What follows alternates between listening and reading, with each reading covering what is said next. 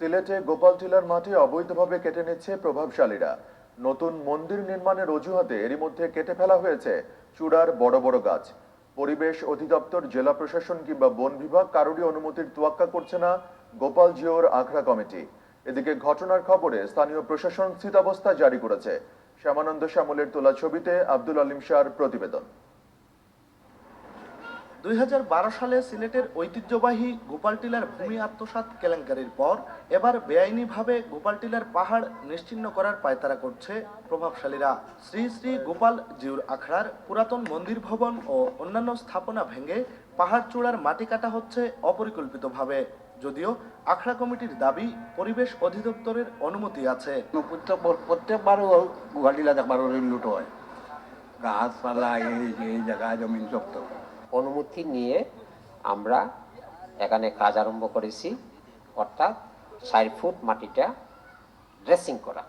পরিবেশ আইন অনুযায়ী সরকারি বা বেসরকারি কোনো ব্যক্তি বা প্রতিষ্ঠানের এভাবে পাহাড় টিলা কাটার বিধান নেই, কিন্তু ধর্মের দোহাই আর ভুয়া অনুমতিপত্র দেখিয়ে প্রভাবশালীরা এক্সকেভেটর দিয়ে পাহাড়ের মাটি ও গাছ কেটে বিক্রি করছে। আমি কন্ট্যাক্ট বলছি, আমি খাটানি কন্ট্যাক্ট, এটা আমি চিরাইয়া মন্দিরের কাজের লাগে আনতাম। কমিটি আমরা রাখছি, আমরা মাটিগুলো অন্যদিকে আমরা সরাইয়ে নিচ্ছি। এখানে কোনো আইনের বিষয়টা না, ধর্মের বিষয়টা। কারণ এখানে 40-45 বছর থেকে একটা মন্দির আছে। এই মন্দিরটা জরাজীর্ণমুখী মন্দিরটা ওনার ভাঙার জন্য লিগেল হতে যা যা করার সব ওনারা করেছে।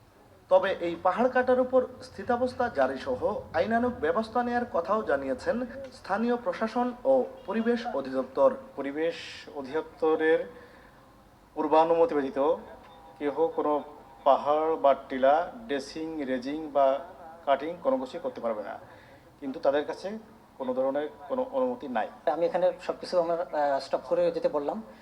যদি এরপরে যদি কোনো ধরনের তারা ধরনের ফার্দার কোনো আইটেম নেই, তাহলে will take action according to this law. অন্যদিকে পাহাড় কাটার এই মাটি দিয়ে 2012 সালে উচ্চ আদালতের স্থগিত করা আখড়ার প্লট বাণিজ্য প্রকল্পের মাটি ভরাট করছে প্রভাবশালীরা। Abdul Alim Shah, SA TV, Sylhet.